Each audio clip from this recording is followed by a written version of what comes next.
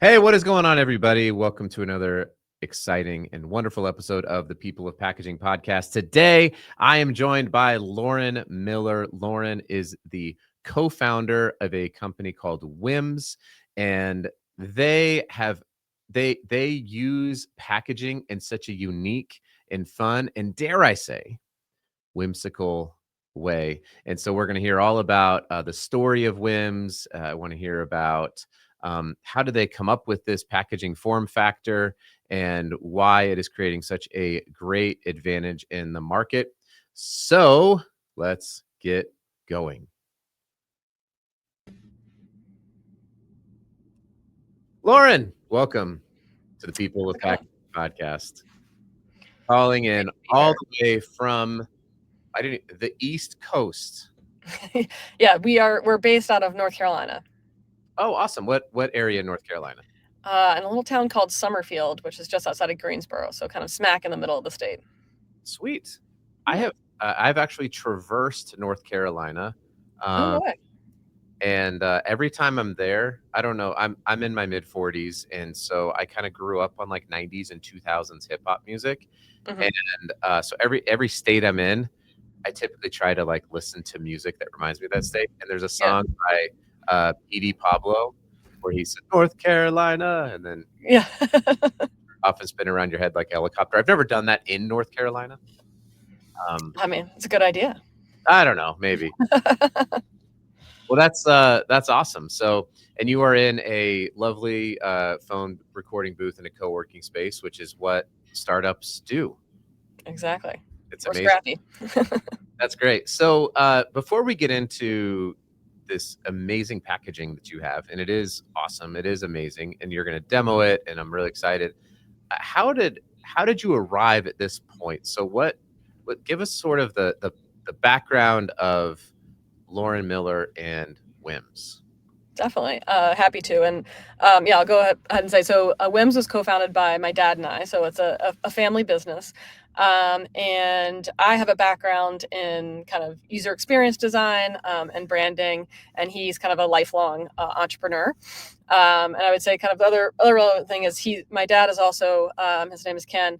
He is I'd say a health nut enthusiast, like loves a good health trend. So, when we were kids, like Eat Right for Your Blood Type came out, and he was. I've got 4 siblings, and he pricked all of our fingers and was like, what's your blood type? And 1 of 5 kids? Yeah, exactly. I didn't know this. So I started a company once with my oldest son. No way. Yeah, it's here. You can. I don't ever just like interrupt, but it's just Yep. sitting right here, and it's super fun. And I did not know this. I can't believe you're 1 of 5 kids. You started coming to your dad. Give me one, like 10 seconds. I'm walking over here. Don't worry, everybody. Yeah, we started a men's skincare product called Weenus Lube. I love it. Dry elbows. So afterwards, I'll send out a tube of Weenus Lube. You can tell me how. That's awesome. That I'm 1 of 5, but I have 4 brothers, so I'm sure they'll all appreciate that. Well, I'll send you out. for Nice. for your brothers. Yeah, That's awesome. That's so cool. Okay, so you started this with your pops. We did. Super nut and following the trends. Then we talked about Weenus Lube.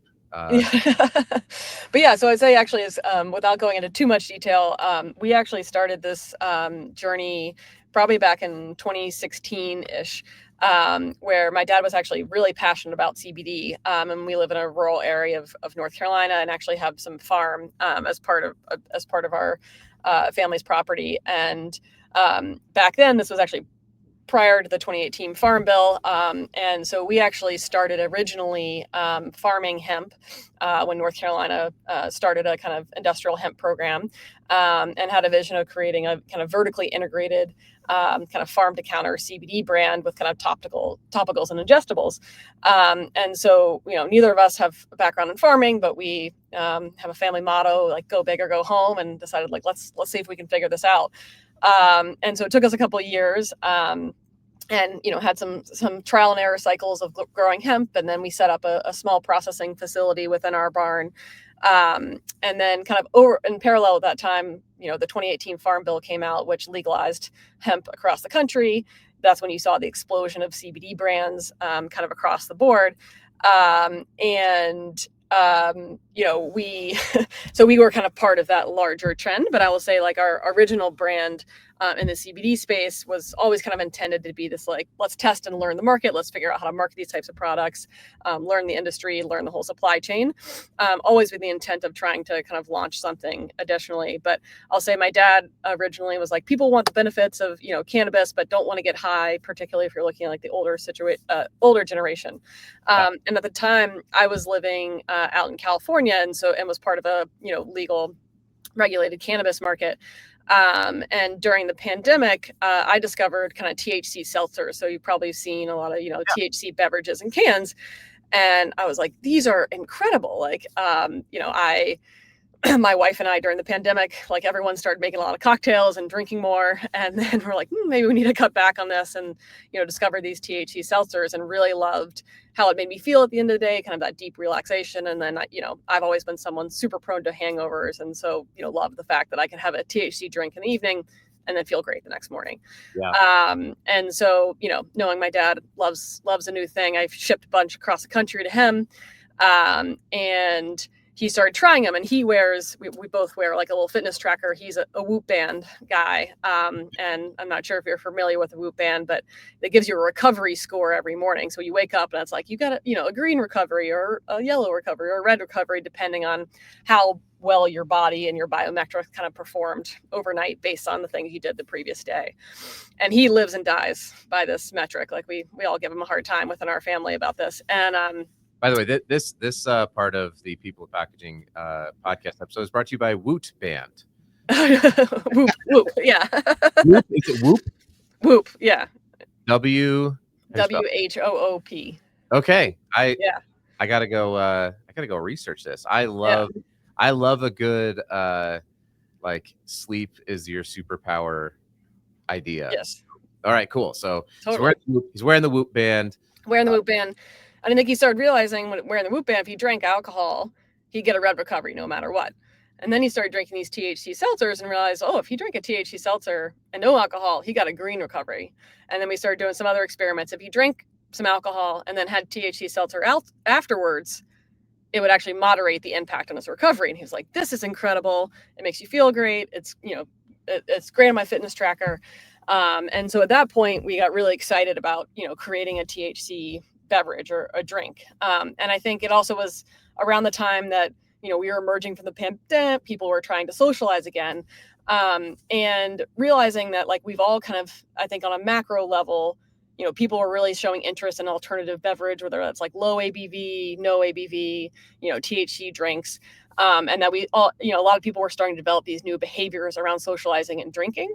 Mm-hmm. But that, once we started going back outside the home, going out to bars, sports games, traveling again, it was hard, particularly when things are in a can, to bring your new habits with you effectively. And so we got really excited about this idea. Like, how could we create like a really portable THC drink that could go with you anywhere, and also complement like whatever you're drinking. Like, if you want to put THC in your Gatorade, or if you want to put it in your mocktail or your cocktail or whatever it is that you're drinking, or your tea, or sometimes my dad throws one in his matcha latte in the morning, we can complement that. So it was really about this idea, like, how can we create a product that enables people to kind of like live their preferences or drinking preferences or values around that, no matter where they are, and kind of give them the flexibility of bringing those habits into the world in the ways they're already doing them. And I think from and we're gonna get into the packaging here pretty soon, because I think it's amazing.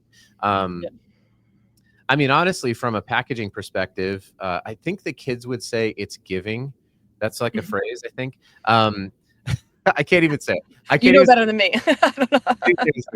I try to like keep up with the trends, just to embarrass my kids when I say them, because then I think they'll go away. But it reminds me of, actually, I think that's what giving it is.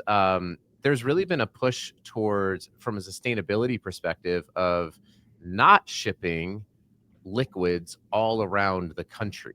Exactly. So if you if you think about reusing your water bottle, there's a water source available. You bring your own water bottle and then you fill it up at that water source instead of shipping in water from a country in the South Pacific Ocean, Yeah. whatever it is. So, but in this case, and I hadn't even really thought about this until you're mentioning it, if I've got a nice cup of sweet tea and I want to add THC to it, now you have the ability to do that. Whereas before you'd have to go out and source a sweet tea HC. That's actually a really great name. Sweet THC would be a pretty awesome There you go. collab. Yeah, But yeah, you'd have to go find it, and exactly. now you can just make it. That's awesome. And I want to hear. Actually, I don't want to pull up the website yet. So, how did you arrive at the? It's a concentrate then of THC, right?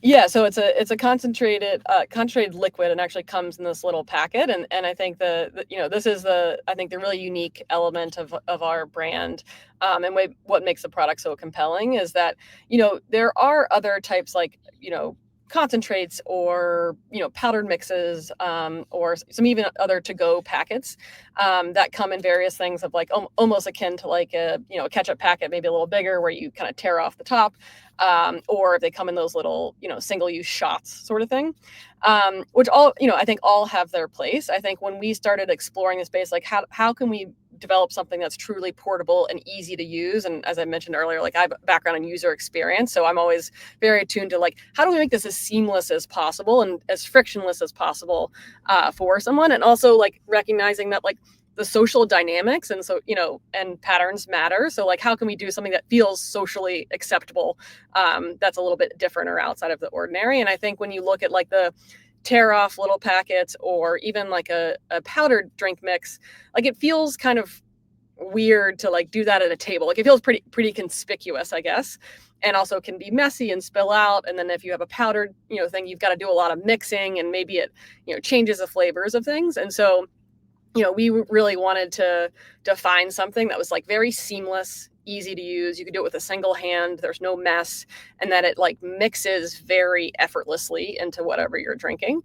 And so in our previous brand, we started working actually with a manufacturing partner also in North Carolina.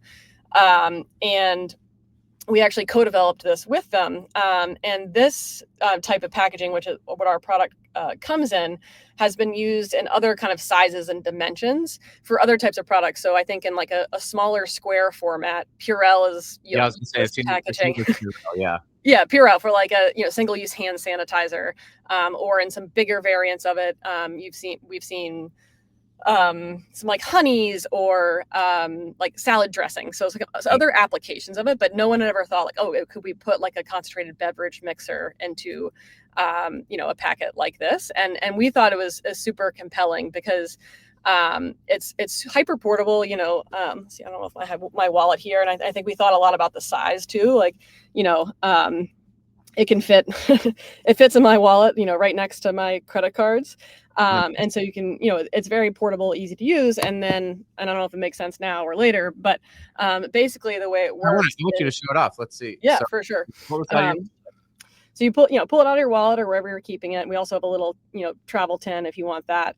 And basically there's, as you can kind of see, there's a top film here, and liquid inside. And on the back is actually kind of like a rigid plastic that has a pre-score in it. And so all that you do is kind of snap it in half, and then the liquid comes out and you squeeze it into your drink. And then it all comes out. It just mixes right in there, and you can drink. That's awesome. And we say snap, squeeze, stir. Perfect. Yeah.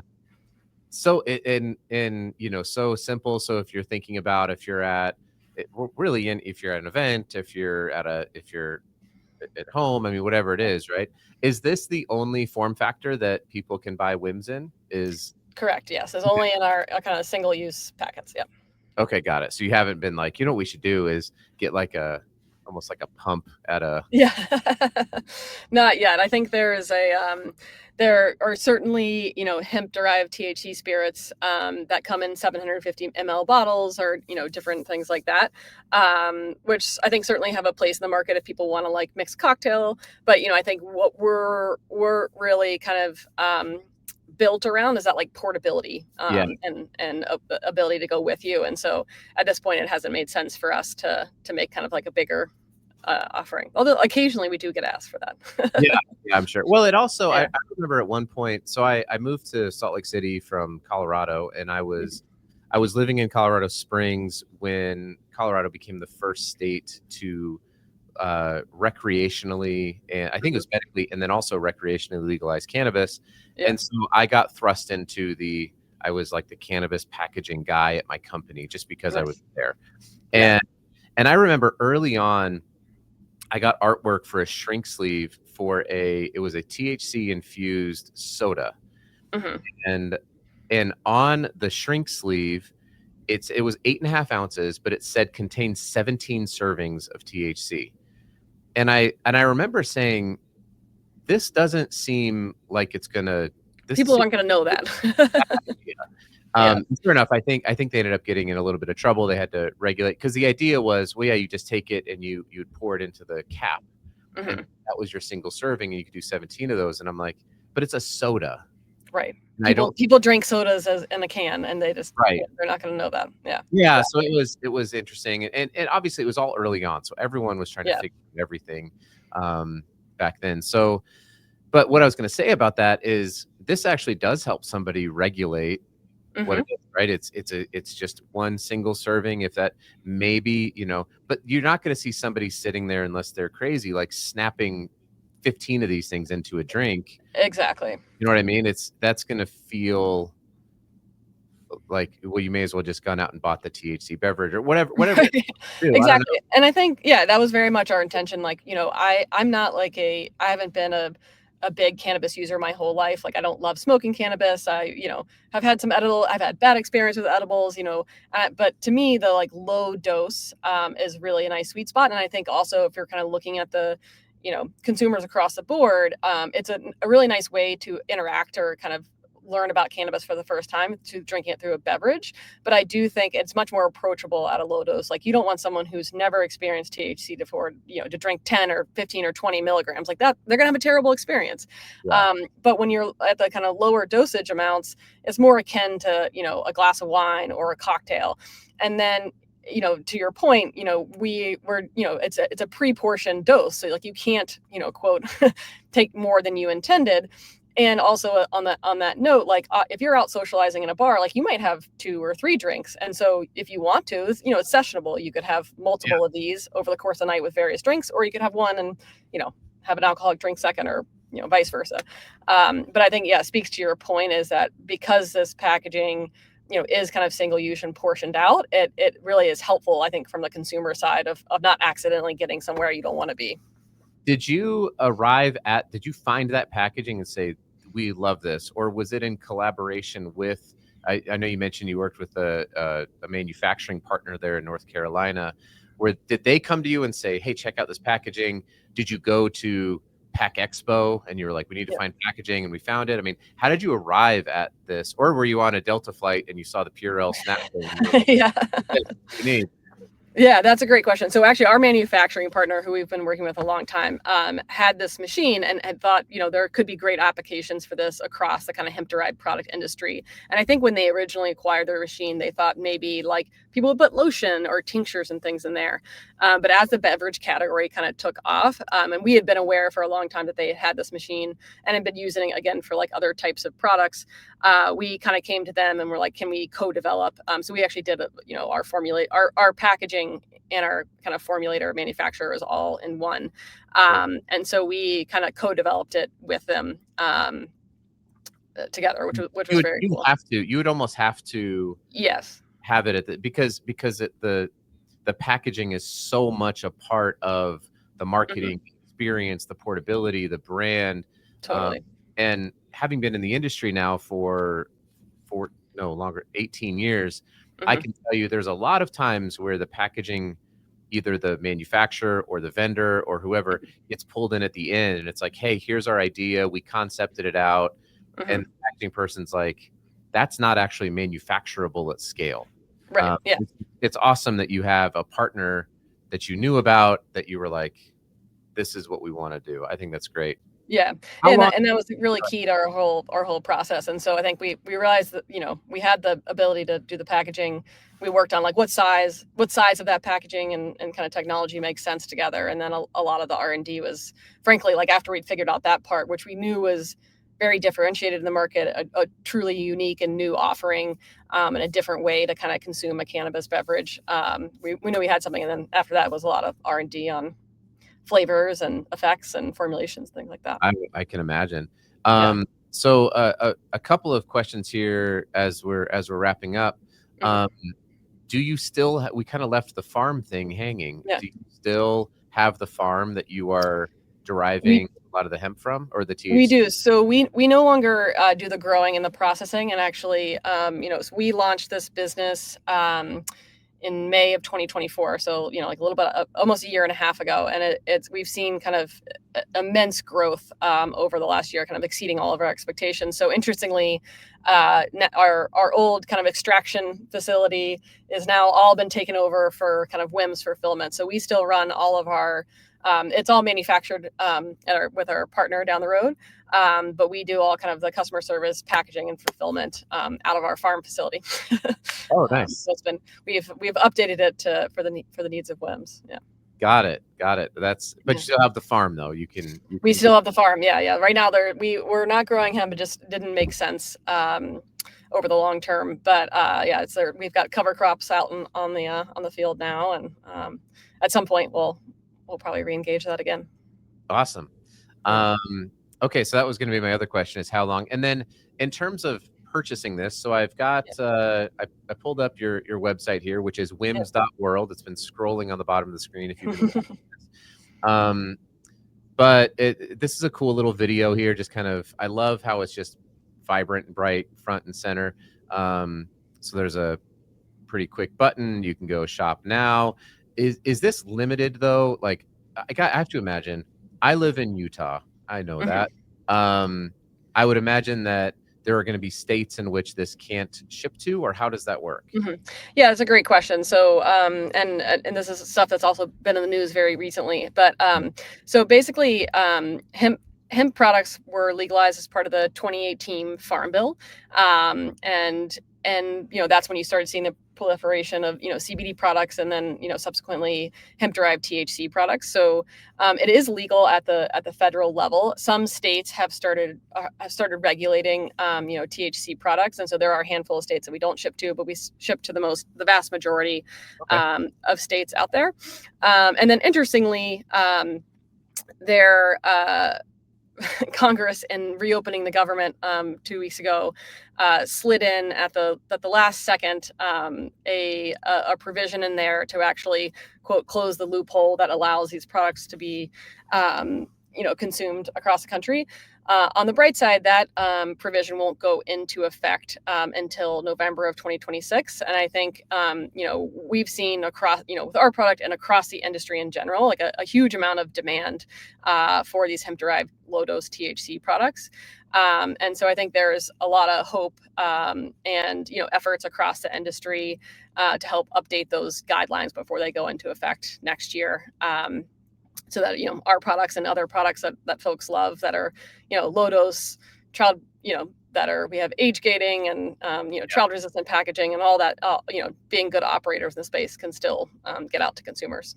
Totally agree. Yeah, Yeah. I'm hoping that also. I'm not in the space, so I didn't. I just Yeah. read a news article and I was like, wow, that's interesting. Yeah. And you were probably just inundated with information. Yeah. Uh, Last thing, this is really cool. Actually, I had scrolled down to this. You have an Advent style countdown calendar for 30 days of delight, our limited edition gift for the holidays, and dry January. So this is an Advent style calendar for January. Exactly. So I'm not sure if you're familiar, but there's a big trend of kind of doing dry January, where folks give up alcohol in the month of January. And a lot of people when doing that, then maybe consume other types of beverages, whether they're mocktails or THC drinks. And so we developed this kind of Advent style calendar as a way to kind of be your buddy through dry January. And so inside there's actually 30 envelopes, each of which contains, at least one, sometimes some days more, packets of Wims. Has a kind of a special recipe to go along with it, as well as typically there's like a little gift or surprise or activity kind of that hopefully feels whimsical and joyful and delightful to kind of a fun thing. So you can use it as like your countdown to the holidays, or as a way to kind of spice up your dry January experience. Awesome. I love that. And all of this, sorry, getting all choked up and emotional, I guess. All of this is available, like I said, over at Wims, WIMS.world. Really, really cool stuff, Lauren. I love so much about the focus of, obviously, the focus on the packaging as the product also. And I think that's fascinating. So each of these boxes that I see on the site, $32. How many comes in a box? Great question. Yeah, so there, 10 packets come in each of these boxes. So yeah, it's about $3.20 a drink, which is a pretty good deal. And then if you're interested in just trying them, we have some kind of variety 3-packs where you can taste one of each flavor. And then also if you're like all in sold, we sell a bulk box where you can buy 60 at a time. And part of that, it's one of those like happy accidents things, as as when you're making physical products, as I know as with your business as well, like mistakes and errors happen. So we ended up having a few batches of product where we're very particular about our brand and brand identity, where the alignment of the packaging or the artwork was a little bit off, or kind of just not up to our brand standard. And we thought, we don't want to throw these things away, but let's offer them to customers as a way to, make sure we're not wasting, reducing our waste as much as possible, and kind of discounting them so that the liquid inside's all good. It's just, the cosmetic parts. So you can buy a bulk box of, what we call misfits, for a bit of a discount as well. I see that right here. 60 individual packets for $150. Yeah, That's what it looks exactly. like in here. And you got various flavors. This is really cool. Well, everyone go check it out over at wims.world. Lauren, I love the story. I just, there's so much radness about this brand, and I love that we got to talk about packaging. How often do you really get to talk about packaging for 28 minutes? Well, I mean, actually, in my line of work, quite a bit, but on the internet, yeah, exactly. No, it's such a treat, and I think our packaging, as you've mentioned, is like such a core part of our brand and our product, and so yeah, really excited to get to kind of geek out on that for a little bit. Awesome. Well, thank you again, Lauren, so much for coming on the show, and everyone go check this out. Go buy yourself some Wims over at wims.world. It's really cool. I appreciate it. Thanks, Lauren. Thanks for having me. Yep.